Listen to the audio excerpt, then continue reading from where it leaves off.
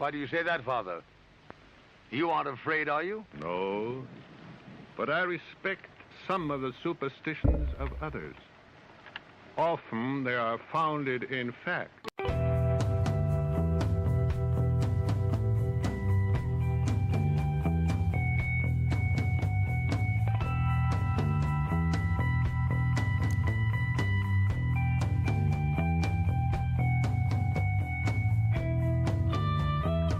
Broadcasting live from our Sanctum Sanctorum in bountiful Bakersfield, California. This is the Sixth Sense Society.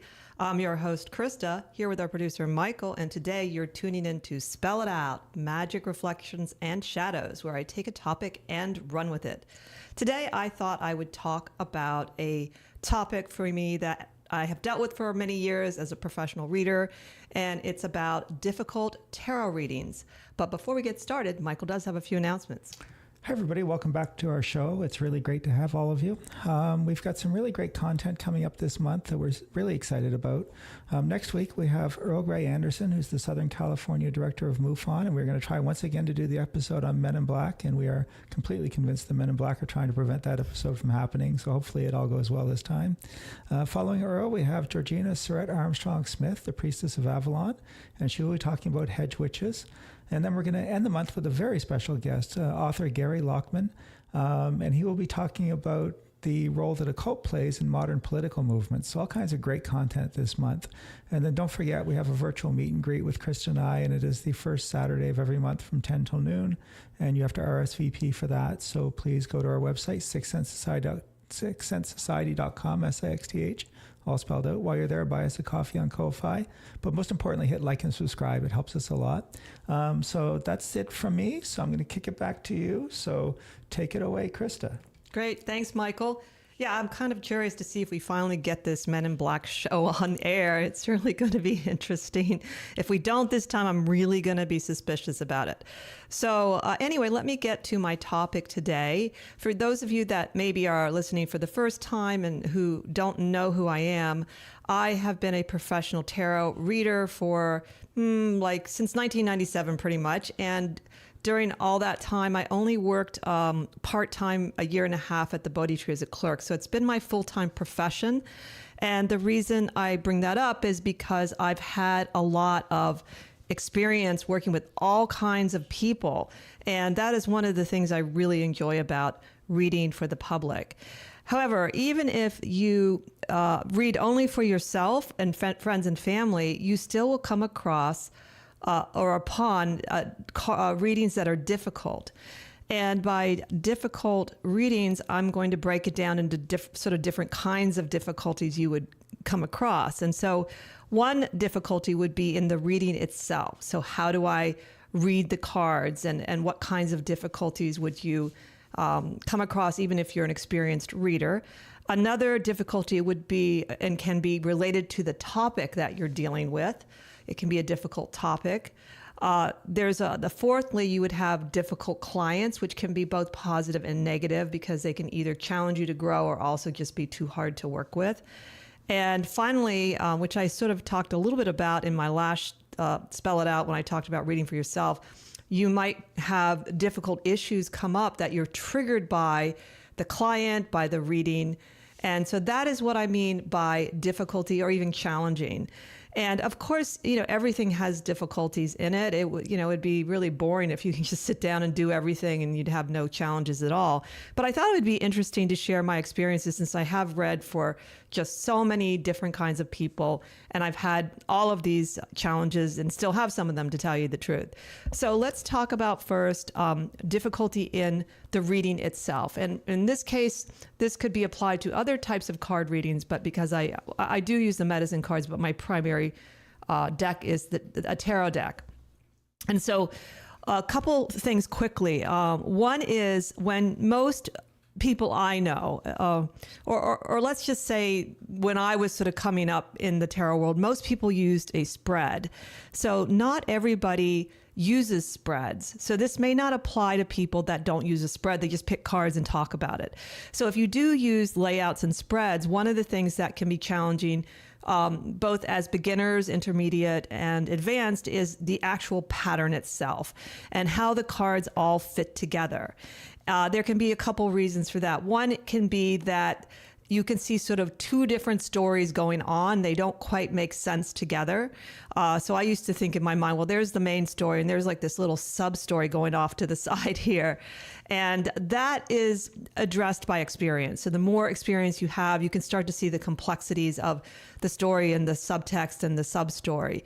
Another thing we found out very early on is that if people pick cards when they're super emotional, like literally crying or literally angry when they're picking the cards, sometimes the cards just don't make any sense. So that in that case, you would say, hey, hopefully you'd notice it before they pick the cards, and you would sort of have them calm down and breathe before they actually pick the cards. So there's nothing really wrong with them being upset. It's just that as they pick the cards, it's better if they're calm when they pick cards, if the other person does pick it. And finally, there's another thing that came up for us early on, is that if, let's say, two people come for a reading and one person really wanted the reading and another person really didn't want the reading, but their friend kept saying, hey, get a reading, it was so great, and kind of twist their arm. And we found that what happens is the cards are not coherent. It's like they're not going to open up because the person does not want that reading. So I learned very quickly to say, hey, it's great that, you want your friend to have a reading, but why don't you just wait until they're ready to have a reading, if they're ready to have a reading. So those are some of the things that are kind of coming up for just the cards themselves. There's another one I think I'll talk about a little later on where people fixate on a card. I'll do that under the talk about clients that are challenging. So I would say difficulty with the readings, a lot of that can be dealt with through time and experience. And so you can get beyond to the point where you're, super frustrated by certain kinds of cards or patterns. I rarely find I am. The more readings you do, the more patterns you see in the subconscious mind, you're just familiar with it. And it's very rare when I'll see something that seems completely unfamiliar to me because I've done thousands of readings. So the next thing that is challenging throughout readings is the topics that people will bring to the table. And that's why it can be challenging if you're young and you're doing readings for the public, is you'd be amazed at the kinds of things people will even ask you about at parties. They'll ask you about cancer at parties. It's not, you think it's going to be light and easy at a party, but they have this opportunity and so they're going to go for it. So there are topics that can be challenging because of the topic. So like, things like abortion, people that have had sexual abuse. I've read for a person about to go to prison. There's, of course, you get into like missing people, missing animals, all kinds of topics. And you can decide not to do certain topics, and that's perfectly fine. But I have found you don't have complete control over that. Sometimes things will just kind of come through the reading, or the person will talk about it. And by the way, just intense topics are not really difficult for everybody. So if you remember, those of you that have followed us for a long time, we had on our show in the very beginning, we had Troy Griffin, who's a medium that does police cases. And he was working with a serial killer. And if you haven't heard that show, it's kind of worth it just to hear what he has to say. We did it, and it was like 2019. It's in our archive. So for him, that is an interesting but difficult topic. So I don't want to imply that, because it's sort of an intense topic, you're not going to be drawn to doing it. But you may not be too. You may say, I just don't want to deal with, those kinds of things. And that comes down to sort of knowing yourself and also knowing some of your values.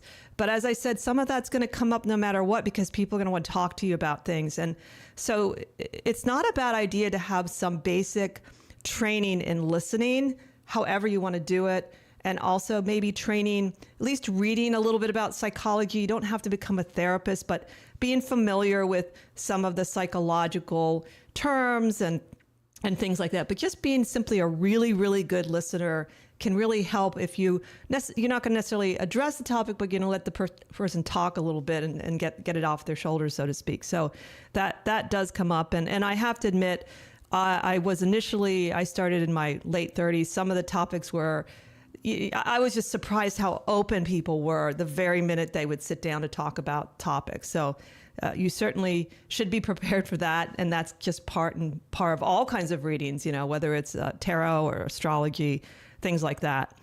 And I'll share with you a couple of my own stories that I found were challenging topics, but not because one was because of the topic, one was just because I didn't know a lot.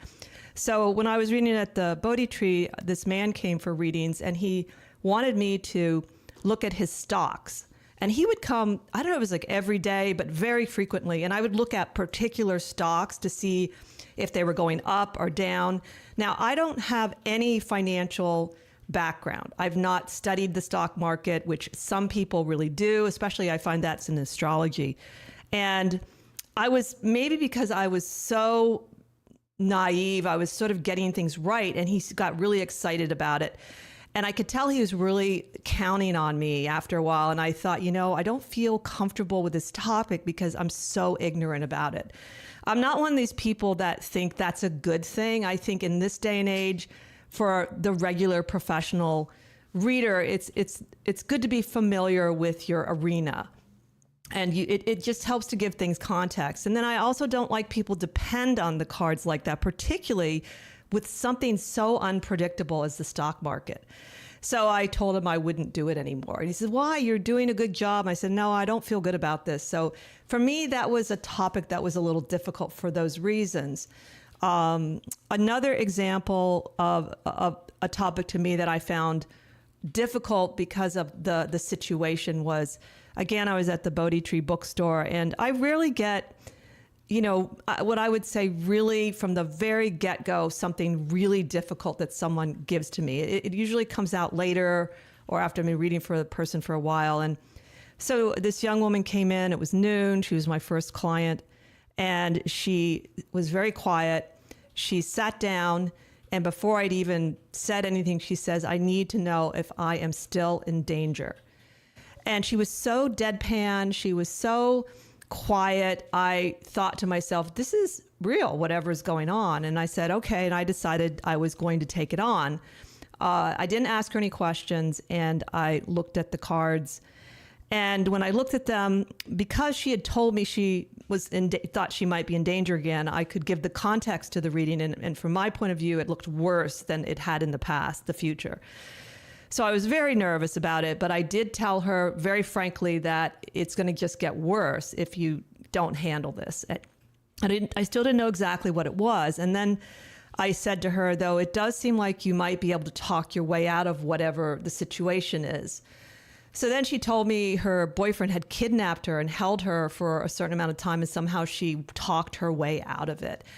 And since that part where she had talked her way out of it was accurate, I decided that the future reading was most likely accurate too. And I basically told her she needed to go to the police. And I told her to take it very seriously. I don't know what happened. She didn't come back. But I was so shook up by her and the situation. I remember calling Michael, which I don't know if he remembers it.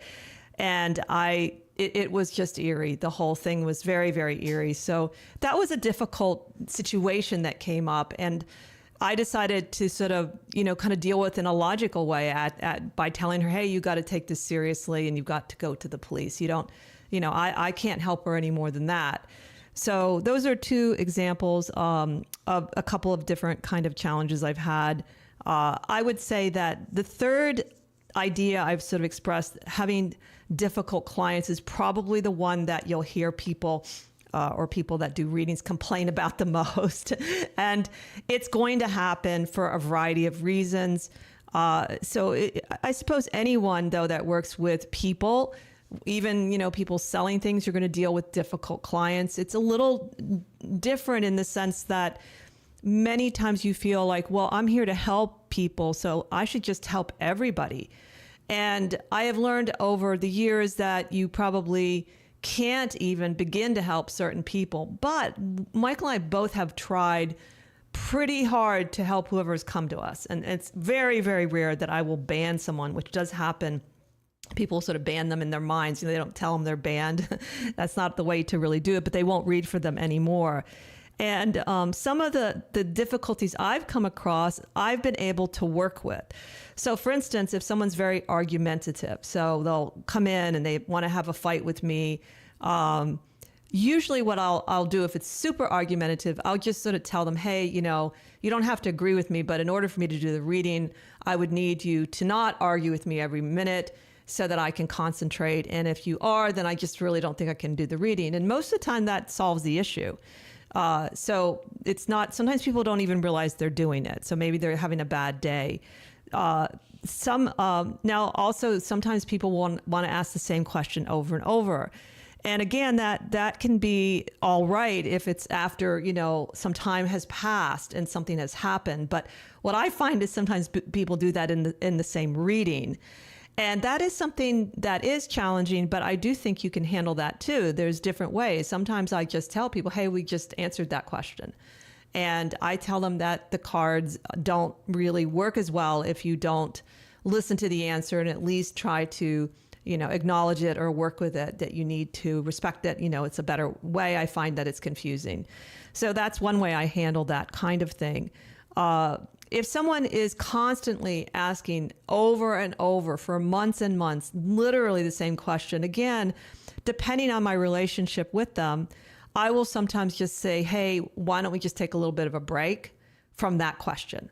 And let's talk about something else. We can talk about all of this or that. And that can be also a remedy right away. And there also are, this is one of the things that's really interesting that people do. And I find some of the behavior of people kind of fascinating, so we're all a little strange. We all have little quirks. And one quirk that's fairly common is you'll have like 19 cards out on the table and a client will pick one card that they don't like and focus on it the whole time. And they'll keep saying, well, what about that card? And what about that card? So that one I find is really fascinating. And so again, that's something you can work with. There are some people that I would say, I don't even think I've had maybe 6 people in my life that I say, I'm not going to work with them anymore, because I give people a lot of chances. And there's a couple of reasons why. One, if a person is extremely rude, and, they can be a little bit rude, and they can, if they improve over time, if they're just very rude to you, what is the point of working with someone who is that disrespectful? Another is somebody that, let's see, so rudeness, trying to think of another sort of, someone that never, ever takes any advice from the cards. I've only had one person do that I know of over the many years, and finally I just stopped reading for her. And there were other reasons we didn't read for her too, because she sort of took advantage of us in some other ways. But that was the main reason, literally. And I don't know why she would come back. It was crazy.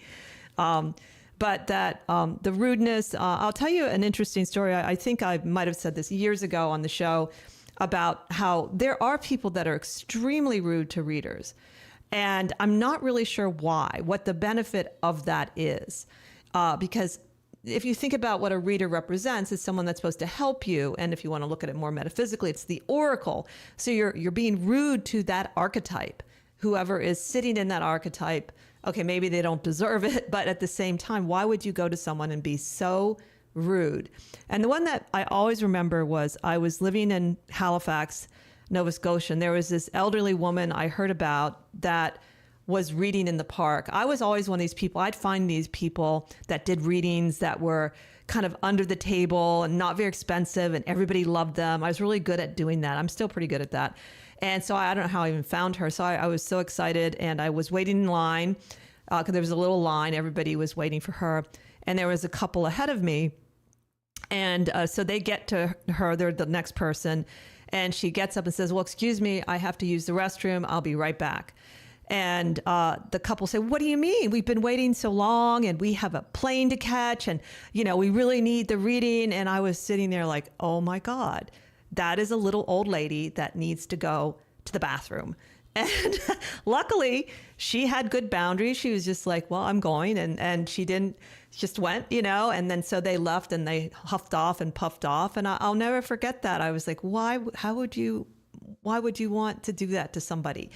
And I mean, I've seen other displays at parties and things like that. So those people are obviously just really, kind of mean and rude people to begin with. But it does happen. And I'm not going to say readers aren't rude, but they certainly can be. But I'm just trying to talk about this idea of rudeness that you might come across if you're a reader. I would say, finally, the fourth one in terms of difficulty with readings is where your buttons are really pushed. Now, this could be positive or negative. Let's say you have a really strong value. One of the things over time I learned was I don't like spying on exes when a relationship is over and there's no reason to. So sometimes there's a reason, like children. And I don't like this spying thing. Let me see what's going on with him. And is he in a relationship? Well, let me look at their relationship. And I don't do that normally anymore. It feels very unethical to me. Particularly interesting enough, this happens a lot when the person that broke up with them wants to know. So it just doesn't make sense to me. Now, if there are people having a little issues and things like that, sure, and they're still connected. But this sort of, spying on people, it went against my values because it's, well, first of all, that relationship's over. Secondly, that person has not really given permission and there's no reason. They don't share children. They don't share possessions, things like that. There's other ways you can also deal with it. You can say, hey, I don't want to read on them, but I can look at, maybe whatever those issues were when you were with the person. I can look at things that relate to you, and I'm willing to do that. So I stopped, because of this discomfort, I stopped doing certain kinds of spying readings. Now, sometimes, however, a person will sort of push your buttons and you need to work on something. And this happens, I find, more, and this is why it's good to know about transference, when you've been working with someone for a while. Now, remember, it doesn't mean it's something negative. It's just that you have a wound that you need to attend to, and that will help you to be a better reader in the future. So that definitely has happened to me. Like I said, I found it happen more with long-term clients, and then I would go and sort of work on whatever that issue was so that I could be really present for that person and not be reacting inside of me. So certainly this is nothing that you should feel ashamed of. It happens, it's just a normal part of being a reader over a long period of time. So those are some of the difficulties I've experienced with tarot card readings and also the oracle readings. And just, hopefully this will give you some food for thought about how to deal with them. But it's certainly, for me, I really have grown a lot because of the challenges.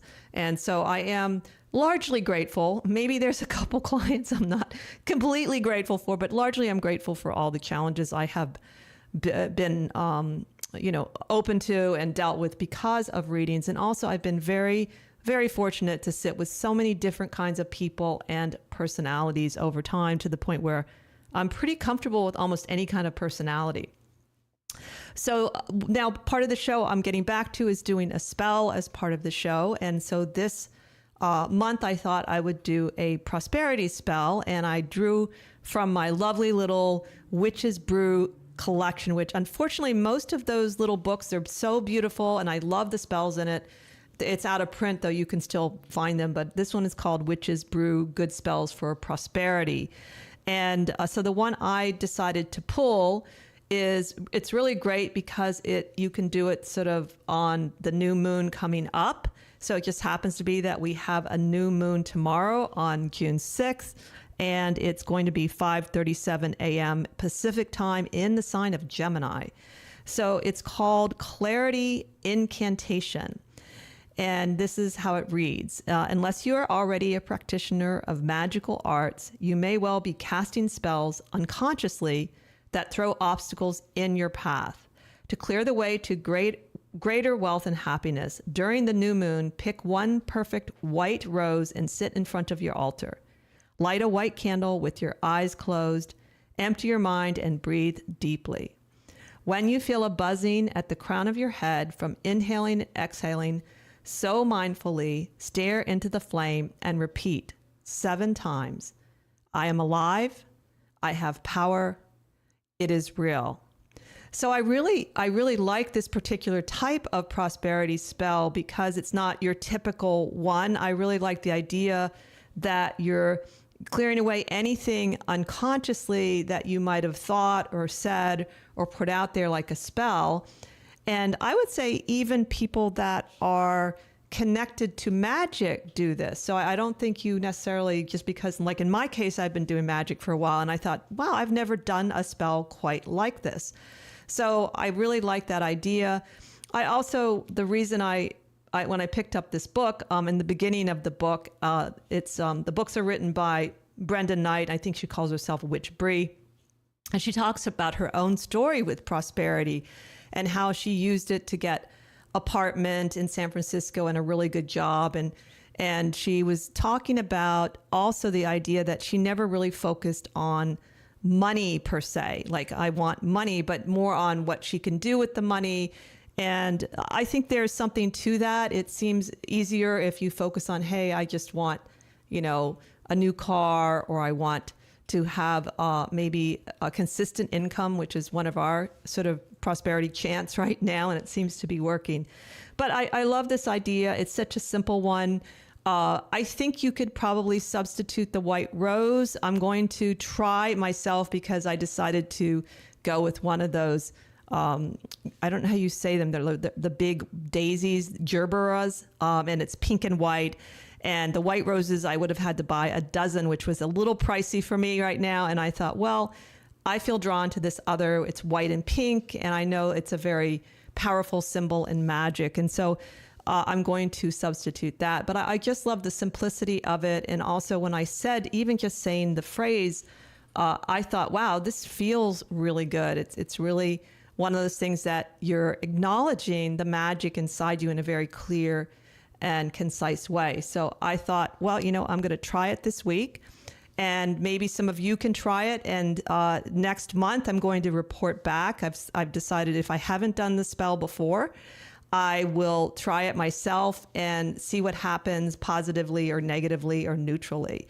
And then there's another quick little trick for prosperity, which I learned, I think it was in pandemic, is that you can take a bay leaf and put it in your wallet, and that will draw money to you and prosperity to you. And I always keep one. I keep mine next to my bills, but I think I did it because they fit really well in there. You do have to be careful then not to lose it.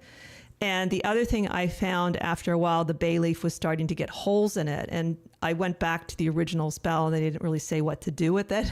So what I did was I put a new one next to the bay leaf and sort of let them sort of sit together. And then I burned the old bay leaf in a cauldron and sort of thanked it and thought that was a good way to end the spell, so to speak. So I still do that to this day. And it does seem to be a really simple and useful thing. And I'm one of these sort of kitchen witch people too that loves it when you have like an herb in your kitchen that you can use, a very simple way to bring prosperity. And I think there's something to using plants and herbs that are very, very powerful. And a lot of times you have good instincts about it, especially if you're a cook. You know what they mean. And I know some of the Italian spices are used a lot, like rue and sage and all of that. So they taste good too. So anyway, please try that spell of clarity incantation if you're really interested in prosperity, and give me a shout if you have some results. I'd really love to hear from any of you all. And I hope that if you do readings, that this show has helped you be confident about the fact that it's perfectly fine to have difficulty in the tarot readings, and that you should see it as an opportunity for growth like I have, and it certainly will make you a deeper and richer reader. So until next time, have a magical week, and join us next week as we continue to explore the esoteric and the obscure together.